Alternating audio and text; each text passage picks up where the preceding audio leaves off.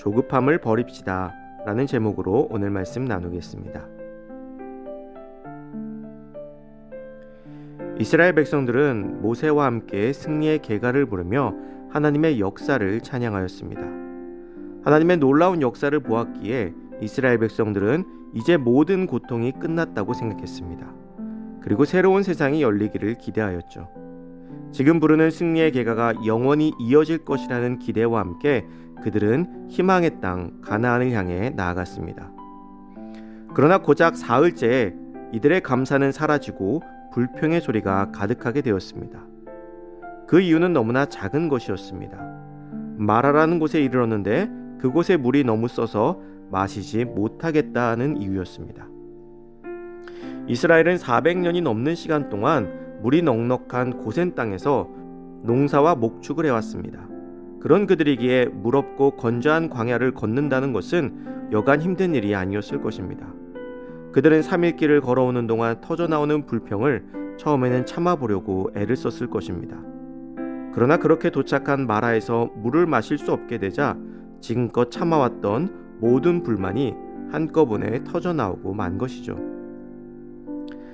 아무리 그렇다 할지라도 430년의 불우한 역사를 끊고 10가지 재앙에서 지켜주시며 홍해를 건너는 역사를 보았음에도 겨우 사흘 만에 불평과 원망이 터져나왔다는 것은 이스라엘 백성들의 나약함과 본질적인 패역함을 극명히 드러낸다고 할 수 있을 것입니다. 어떻게 온몸을 다해서 찬양하던 찬양이 사흘 만에 사라질 수 있을까요? 그러나 사실 이것이 우리의 모습이며 우리의 한계일 것입니다. 아무리 큰 하나님의 은혜를 경험했다 할지라도 그 은혜를 날마다 감사하지 아니하고 작은 불평을 모아둔다면 우리는 결국 그 큰 은혜조차 잊어버리게 되는 것입니다. 그래서 날마다 주님을 바라보며 감사한 삶을 사는 것은 정말로 중요한 일입니다. 처음 예수님의 놀라운 사랑을 경험하고 예수님께 헌신으로 나아가지만 그리 오래가지 못하는 사람들의 모습을 자주 보게 됩니다. 그들의 공통점은 처음 경험한 그 큰 은혜만을 되새기며 삶의 작은 감사를 소홀히 하는 사람들입니다. 처음 받은 은혜를 사모하는 것은 좋은 일이지만 그로 인해서 삶의 작은 감사를 보지 못하는 것은 참으로 안타까운 일일 것입니다. 우리가 삶의 작은 감사를 보지 못하는 이유는 매 순간 하나님을 찾기보다는 우리의 환경을 바라보기 때문입니다. 내가 처한 환경이 받은 은혜를 막고 있는 것이죠.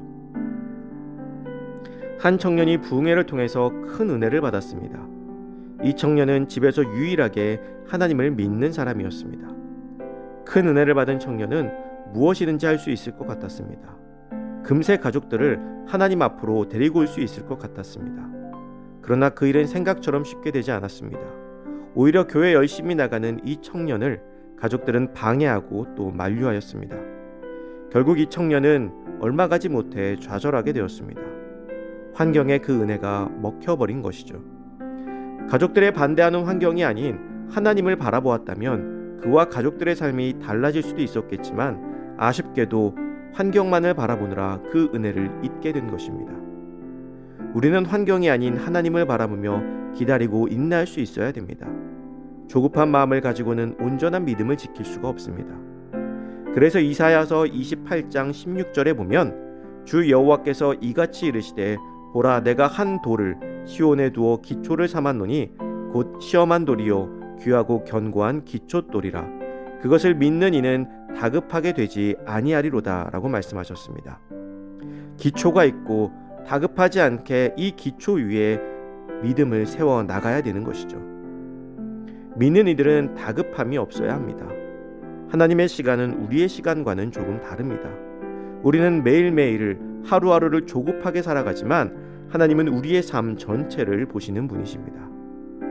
사랑하는 성도 여러분, 조급한 마음에 하나님께 불평불만을 내뱉은 이스라엘 백성과 같은 실수를 범하지 않고 오늘도 차분히 인내하며 다급해하지 않는 믿음으로 나아가는 복된 우리의 삶이 되기를 간절히 소망합니다. 이 시간 주어진 기도 제목을 놓고 기도하고 또 각자의 기도 제목을 가지고 기도하도록 하겠습니다.